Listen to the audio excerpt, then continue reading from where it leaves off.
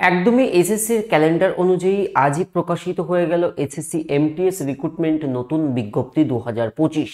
দেখো 2024-এ SSC MTS খুব ভালোভাবে রিক্রুটমেন্ট হয়েছিল এবং আমাদের টিডব্লিউএস থেকেও কিন্তু ছেলেমেয়েরা কোয়ালিফাই করেছিল, আমরা সাকসেসের স্টোরিও করেছিলাম। তো আবার একটা নতুন যাত্রা, নিউ বিগিনিং। তো আজ আমরা দেখব এসএসসি এমটিএস নোটিফিকেশন 2025। মনে রেখে দেবে, কেবলমাত্র মাধ্যমিক পাস যোগ্যতায় এটি একমাত্র সেন্ট্রাল গভর্নমেন্ট চাকরি যেখানে একটিই পরীক্ষা, আর কোনো কিন্তু পরীক্ষা থাকে না এমটিএস এ। তো পুরো রিক্রুটমেন্ট প্রসেস, অনেকে জিজ্ঞেস করছিল স্যার সিলেবাস বা রিক্রুটমেন্ট প্রসেসে কি কোনো চেঞ্জেস এসছে, তো আমরা স্টেপ বাই স্টেপ পুরোটা দেখে নেওয়ার চেষ্টা করব। সবার প্রথমে ইম্পর্টেন্ট তারিখগুলোকে একবার দেখে নাও।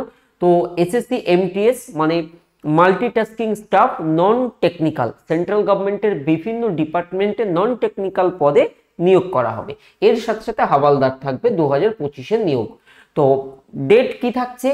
26/6/2025 থেকে অনলাইনে আবেদন শুরু হচ্ছে। অলরেডি আবেদন প্রক্রিয়া শুরু হয়ে গেছে এবং এটা চলবে 24/7/2025 পর্যন্ত।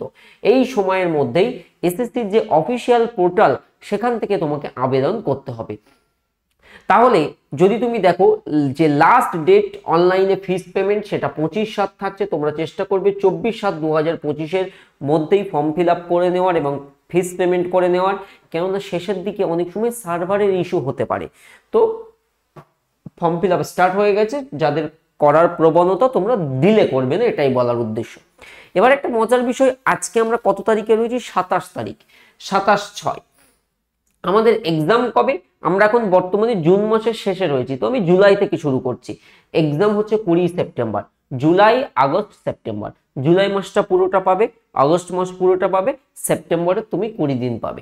এই হচ্ছে তোমার হাতে সময় রয়েছে, টেন্টেটিভ সময়, যেটার মাধ্যমে আমরা কম্পিউটার বেসড এক্সাম দেব। পুরো সিলেবাস আমি এবারে আসছি। এই রবিবার আমরা এসএসসি এমটিএস এবং জিডি 2025-26-এর ব্যাচ লঞ্চ করছি। ফাউন্ডেশন ব্যাচ, যেখানে থিওরি শেখানো হবে।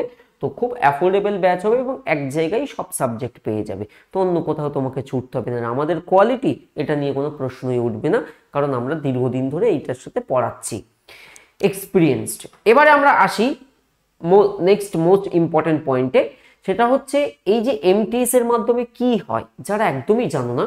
তো মাল্টিটাস্কিং নন টেকনিক্যাল যে স্টাফ, পে লেভেল 1 থাকে, যেখানে pay matrix of 7th pay commission অনুযায়ী জেনারেল সেন্টার সার্ভিস গ্রুপ সি তে হয়। Non gazetted non ministerial post পাবে in various ministries, various department, various office of the government of India. এছাড়া বিভিন্ন স্ট্যাটুটরি বডি, কনস্টিটিউশনাল বডি কিংবা tribunal, তো বিভিন্ন স্টেট এবং ইউটিতে মূলত এই নিয়োগ প্রক্রিয়াটা হয়ে থাকবে। সেন্ট্রাল গভর্নমেন্টের বিভিন্ন অফিসে নন টেকনিক্যাল পোস্টে, সাথে সাথে হাওয়ালদারটাও হয়। এবারে আসি আমরা ভ্যাকেন্সি। দেখো এমটিএস এর ভ্যাকেন্সিজ বিং কালেক্টেড, এখনো স্পষ্ট নাম্বার অফ ভ্যাকেন্সি জানানো হয়নি, পরে জানানো হবে। এসএসসির মধ্যে ক্যান্ডিডেট কর্নার টেন্টেটিভ ভ্যাকেন্সি, সেখানে পরবর্তীতে তারা আপডেট করবে। হাওয়ালদারের ভ্যাকেন্সি 1075, এমটিএস এর থেকে বেশি থাকবে, এমটিএস এর থেকে বেশি থাকে। তো এমটিএস এর ভ্যাকেন্সি এবছর কিন্তু এখনো পাবলিক করা হয়নি, এটা পরবর্তীতে পাবলিক করা হয় এবং অনেক সময় এমনও দেখা যায় যে যেটা বলা হয় তার থেকেও ভ্যাকেন্সি আরো বৃদ্ধি পায়, এমনটাও কিন্তু ঘটে থাকে। তো এসএসসির এই পরীক্ষাগুলো বছর বছর হয়, তো ভ্যাকেন্সিজ নিয়ে চিন্তা করার কারণ নেই। এর পরবর্তীতে আমরা যে গুরুত্বপূর্ণ পয়েন্টে আসব, সেটি হলো, তোমরা অনেকে জিজ্ঞেস করছো বাংলাতে হবে। অবশ্যই তুমি বাংলাতে তো টেস্ট দিতেই পারবে। ভারতীয় নাগরিক হচ্ছে, এজ লিমিট অনেকের ক্রাইটেরিয়া থাকে, স্যার এজটা কবে থেকে ক্যালকুলেট হবে? 1 আগস্ট 2025-এর হিসাবে এজ ক্যালকুলেট করবে। 1 আগস্ট 2025-এর হিসাবে এজ ক্যালকুলেশন হবে এবং এজ ক্যালকুলেশন, এবং যেহেতু এমটিএস এর ক্ষেত্রে দুরকম পোস্ট থাকে, মানে একটা মাল্টিটাস্কিং স্টাফ আর একটা হচ্ছে হাওয়ালদার। তোমরা খেয়াল করেছো দুরকম পোস্ট, তো দুটো এজ লিমিট মনে রাখতে হবে। একটি হচ্ছে 18 থেকে 25 বছর, কাদের জন্য? যারা এমটিএস পদে আবেদন করবে। তাহলে এমটিএস পদে আবেদনের জন্য তোমাকে 25 বছরের মধ্যে বয়স হতে হবে নর্মালি। এবারে এসসি এসটি হলে 5 বছরের ছুট, ওবিসি হলে 3 বছরের ছাড়, সেটা ডিফারেন্ট। আর 18 থেকে 27 বছর এজ পাবে যদি তুমি না হাওলদার হও আর এমটিএস এর কিছু পোস্ট থাকে যেমন দেখো havaldar in CBIC and CBN and department of revenue and few post of MTS in various department, সেক্ষেত্রে 18 থেকে 27 বয়স হয়। অর্থাৎ তোমার বয়স যদি 18 থেকে 25 কিংবা 18 থেকে 27-এর মধ্যে হয়, তুমি এমটিএস এ আবেদন করতে পারবে বা হাওলদারে আবেদন করতে পারবে। এসসি এসটি হলে 5 বছর, ওবিসি হলে 3 বছরের জন্য কিন্তু আপার এজ লিমিটে তোমরা ছাড় পেয়ে যাবে। এজ গেল, এবং এটা কিন্তু 1 আগস্টের হিসেবে এজ ক্যালকুলেট করবে, 2025-এর 1 আগস্টের হিসাবে। অনলাইন ফর্ম ফিল আপ সময় যে ডেট অফ বার্থ, সেটা মাধ্যমিক বা ম্যাট্রিকুলেশনের সার্টিফিকেট অ্যাডমিট কার্ডে যেমন ডেট অফ বার্থ রয়েছে সেই অ্যাকর্ডিং কিন্তু ডেট অফ বার্থ বসাবে, কারণ ওইটাই কিন্তু ভ্যালিড হিসেবে ধরা হয় এসএসসির ক্ষেত্রে।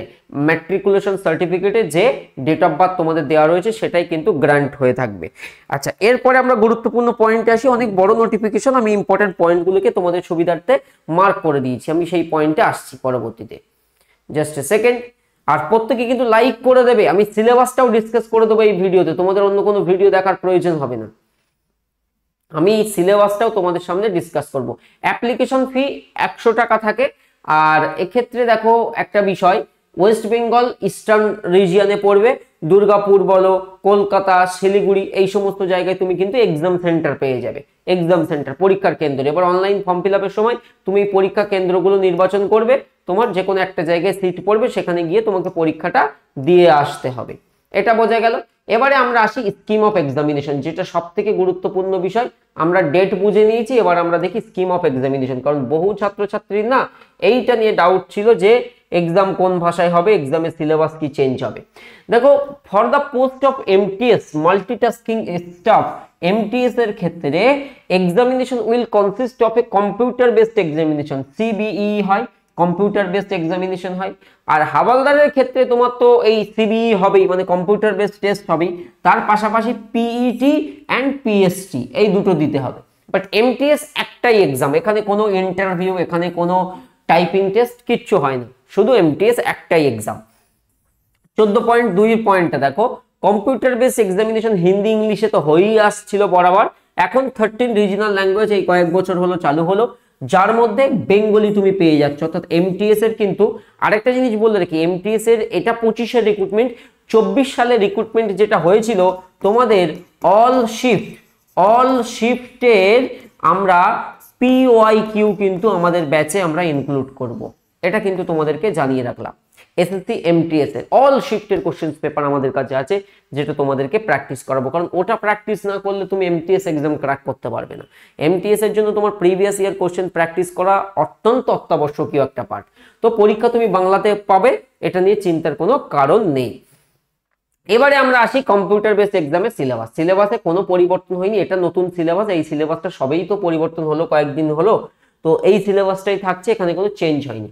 তো যারা একদমই নতুন তোমাদের জন্য বুঝিয়ে বলি, তো তুমি যখন ফর্ম ফিল করছো, ভালো করে বোঝো, তুমি ফর্ম ফিল আপ করছো, ফর্ম ফিলের পরে তুমি সিবিই দিতে যেতে হবে, যেটা ওই সিবিটি বলতে পারো, কম্পিউটার বেসড এক্সামিনেশন তোমাকে দিতে যেতে হবে। মনে করো কলকাতা টিসিএস এ তোমার এক্সাম সেন্টার পড়লো, তো তুমি পরীক্ষা দিতে যাবে, একই দিনে সেশন 1 হবে, একই দিনে সেশন 2 হবে।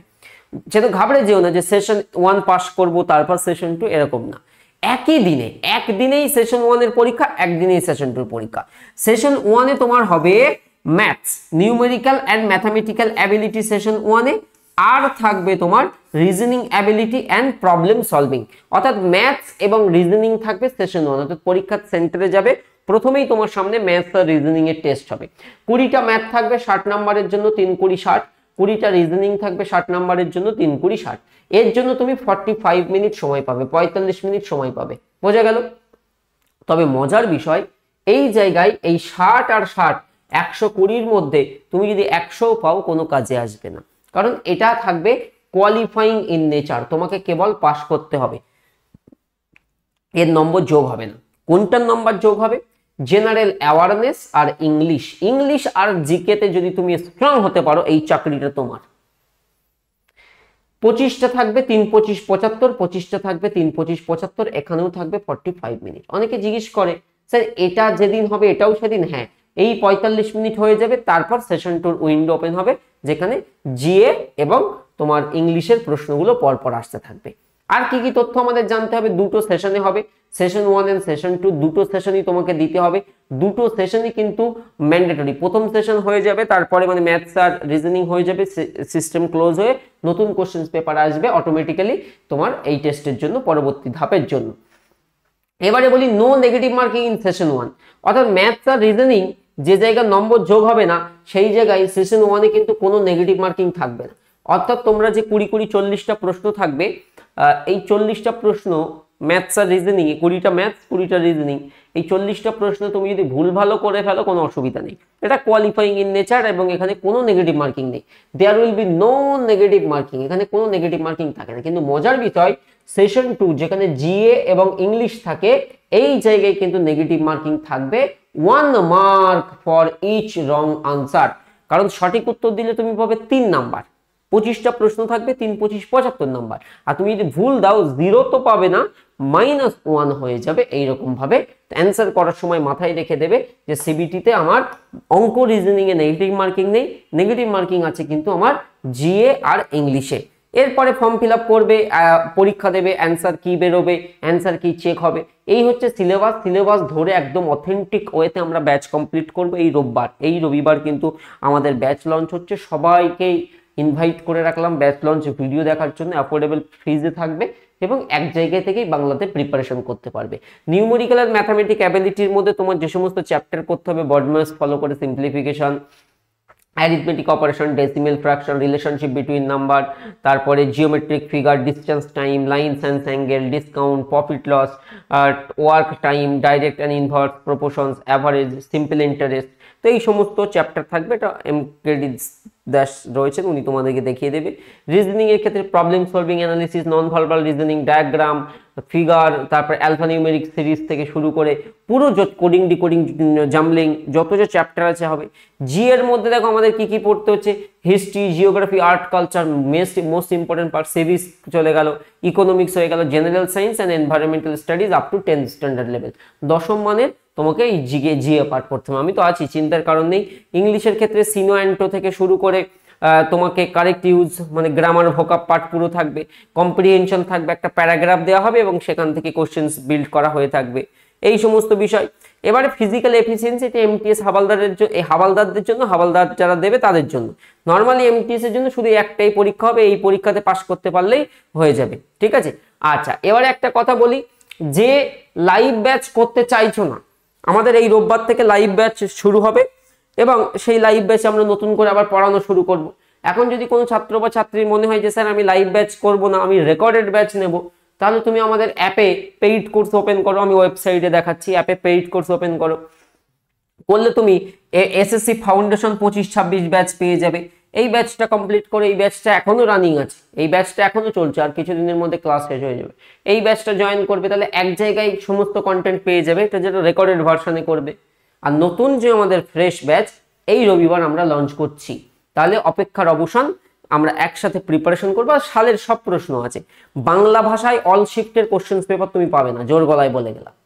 বিকজ আমাদের কাছে এত ছেলে মেয়ে পড়ে, অল শিফটের কোশ্চেন পেপার আমরা কালেক্ট করে রেখেছি। হিন্দিতে বিভিন্ন চ্যানেলে দেখবে হিন্দিতে পাওয়া যায়, হ্যাঁ, কিন্তু বাংলাতে কিন্তু পাওয়া যায় না। আমাদের কাছে এত ছেলে মেয়ে পড়ে, আমাদের ব্যাচে আমরা সমস্ত ছেলে মেয়েদের কাছ থেকে কালেক্ট করে এক জায়গায় করে রাখি অল শিফটের কোশ্চেন পেপার। এছাড়া আমার জিকে এক্সপ্রেস বইও আসছে, যে জায়গায় পুরোটাই একসাথে পেয়ে যাবে। হ্যাঁ, ভালো থেকো সবাই। এই ছিল আপডেট। কোনো কোয়ারি থাকলে অবশ্যই কমেন্ট করে জানাবে। Hope for the best. দেখা হবে নেক্সট কোনো ভিডিওতে।